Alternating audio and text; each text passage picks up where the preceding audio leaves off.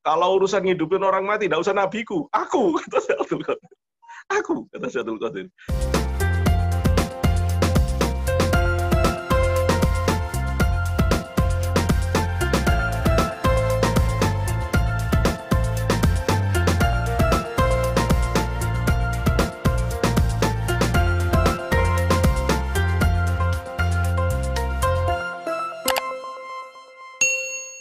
Mencoba mengaitkan antara manakib yang sudah mentradisi, yang mungkin dikenal manakiban ya, manakiban. Kan itu lebih khusus ke biasanya Syekh Abdul Qadir Jilani ya, manakiban gitu kan. Itu kadang-kadang juga dikaitkan dengan misalkan mau hajat apa gitu, masyarakat membaca manakiban gitu. Mungkin ini sebuah tradisi yang bisa dijelaskan oleh Pak Kiai. Saya kira konteksnya apa atau sebenarnya apa yang latar belakangi sehingga kalau punya hajat selalu menagiban gitu.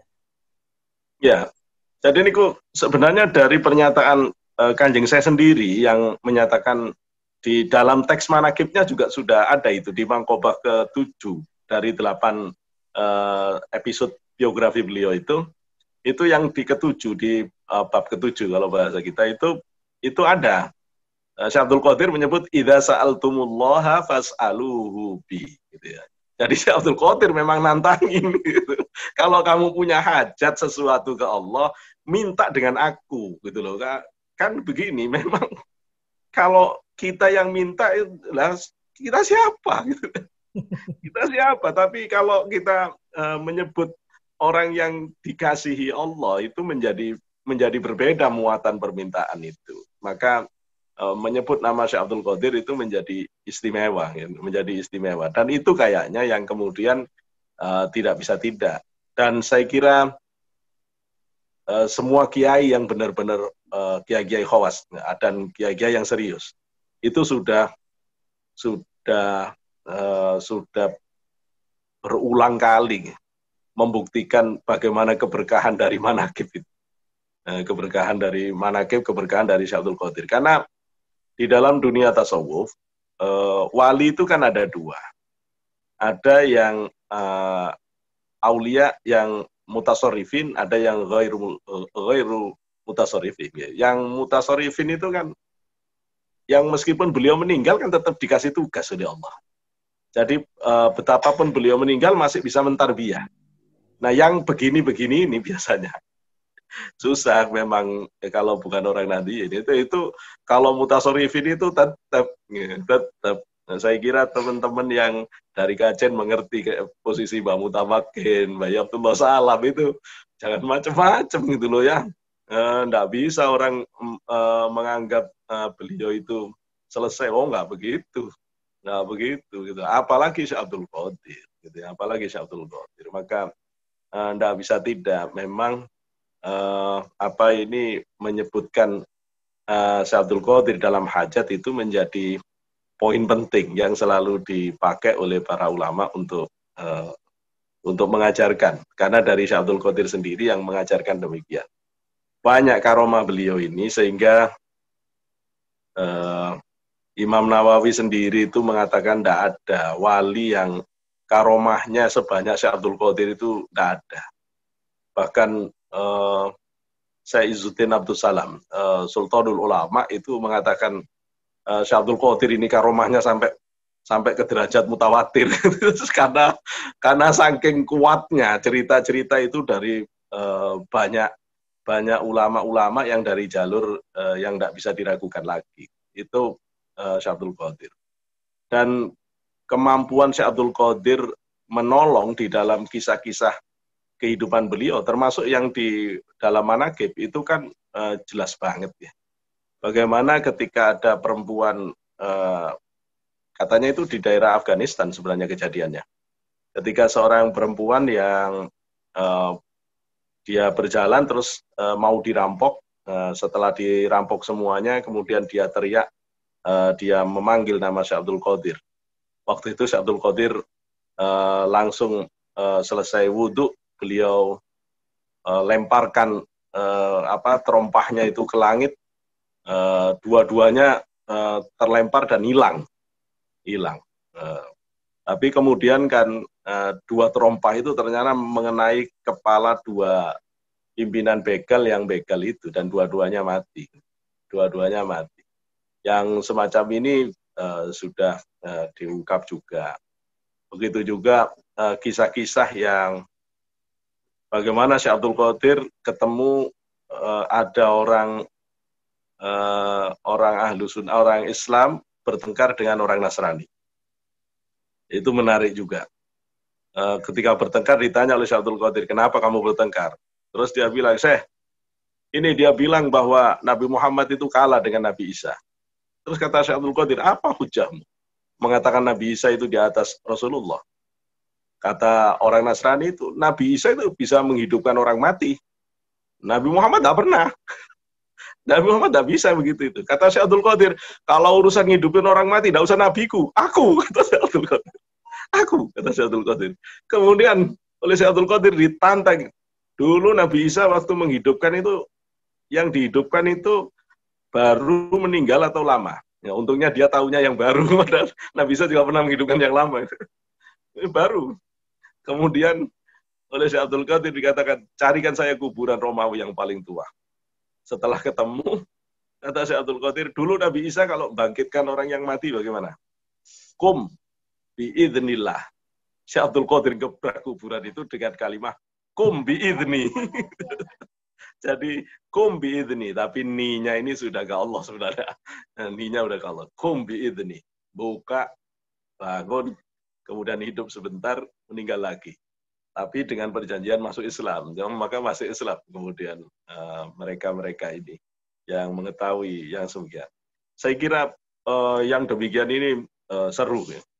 Di dalam kitab yang biasanya kalau orang thariqah, orang tasawuf itu sangat mewanti-wanti agar kitab ini tidak dijelaskan kepada orang yang ingkar. Gitu ya. Karena kata Al-Asbahani, beliau mengatakan menceritakan karomah para waliullah ya, kepada orang yang ingkar itu hanya menambah keracunan batinnya di hadapan Allah. Jadi akan menambah kematian batinnya, kasihan. Kasihan. Jadi memang kita yang orang Nahdiyin itu juga jangan juga panas kalau kemudian di begini-beginikan, dia tidak percaya misalnya karomahnya Mbak Abdullah Salam, tidak percaya, biarin aja. Tidak karomah Mbak Mutamakin, tidak biarin aja. Karomahnya wali-wali biar saja. Karena kalau kita semakin buka pada beliau-beliau itu, kasihan. Itu nanti semakin mati batinnya. Tidak percaya pada karomah wali itu sudah nyata-nyata dia sudah tertutup dari barokah kekasih Allah yang itu. Itu udah repot gitu loh ya. Udah repot gitu loh ya. Udah repot. Nah, maka di dalam kitab tersebut itu dikisahkan misalnya bagaimana Syekh Abdul Qadir merebut ruhnya muridnya yang meninggal kemudian diambil. Itu seru itu. Makanya kadang-kadang ada ulama kita juga yang kemudian sanksi. Kalau dia ansih ulama fikih misalnya, dan tidak mendalami dunia thariqah secara dalam, itu pasti bingung juga. Bingung juga gimana bisa diserobot, malaikat maut sudah bawa ruhnya itu diserobot oleh Syekh Abdul Qadir gara-gara istrinya yang juga muridnya Syekh Abdul Qadir matur ke Syekh Abdul Qadir, aku belum siap kehilangan suami. Belum siap kehilangan suami. Syekh Abdul Qadir ngambil itu biro, diambil. Setelah diambil, lapor malaikat maut ke Allah. Abdul Qadir nentang takdirmu ya Allah. Nah, kenapa kata Allah? Nah, ini kan saya menjalankan tugas, ini sudah harus meninggal ya secabut. Katanya. Tapi oleh Syekh Abdul Qadir diambil. Nah, kemudian ditanya oleh Allah, lah kamu kenal enggak siapa Abdul Qadir? Ya kenal, kekasihmu ya Allah. Ya wes, kira-kira kalau kekasih ngambil apa yang kekasihnya marah? Diem. Diam. Masya Allah. Jadi di Tafriqul Khatir itu ada kisah banyak, kisah-kisah begini ini yang menunjukkan bagaimana dahsyatnya ijabah yang Allah berikan kepada Syekh Abdul Qadir ini. Sehingga Syekh Abdul Qadir itu menyatakan kedudukan Syekh Abdul Qadir di antara para wali itu seperti kedudukan Rasulullah di antara para nabi gitu ya. Itu yang membuat spesial posisi Syekh Abdul Qadir ini, terutama dalam liqadha'il hajat. Liqadha'il hajat. Kalau dalam hal ilmu, saya kira Abul Mawahib, Imam Qutb Abu Hasan al-Asyadzili yang menjadi referensi lebih kuat biasanya. Sehingga kita juga melihat biasanya di jajaran ulama-ulama Syadziliyah itu pinter-pinter. Pinter-pinter biasanya. Karena memang maha gurunya itu memang ahli ilmu laduni. Maha gurunya ilmu laduni. Jadi di situ kelihatan bahwa Faidur Rabbani itu, Faidur Rahman itu memang mengalir dari talangnya. Mengalir dari talangnya. Maka kita melihat kenapa Syekh Ibnu Athaillah itu bisa membuat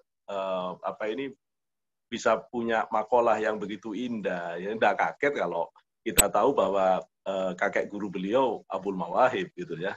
Ke bawahnya itu masih kita lihat Syabdul Wahab Sa'roni, bagaimana karyanya begitu dalam juga dan seterusnya. Tapi ketika di Naksabandiyah misalnya, janji dari Syekh Bahauddin An-Naksabandi, siapa yang menjadi muridku sudah dikasih jatah ma'rifat, itu menjadi kuat gitu loh. Tidak banyak omong, kalem-kalem, tahu-tahu batinnya tidak karuan itu gedenya, gitu. Batinnya begitu dahsyat itu dahsyat itu ya, capaian ruhanianya begitu hebat. Nah itu sudah tidak bisa tidak, itu dari karakter. Nah di Syekh Abdul Qadir ini ijabah qadil hajahnya itu yang memang tidak bisa ditandingi oleh wali-wali lain, sehingga orang-orang yang punya hajat itu kemudian bermuara ke Syekh Abdul Qadir. Bermuara Syekh Abdul Qadir. Tetapi kalau dalam persoalan ilmu mungkin lebih tepat bermuara ke Abu Hasan Asyadzili. Tapi kalau sudah kemakrifatan itu ke Syekh Bahauddin An-Naksabandi. Walaupun semua guru besar itu memiliki semuanya itu. Tapi kemudian hanya porsinya saja yang di mana dia lebih besar, di mana lebih kecil dan sebagainya. Saya kira mengatakan ya, insya Allah.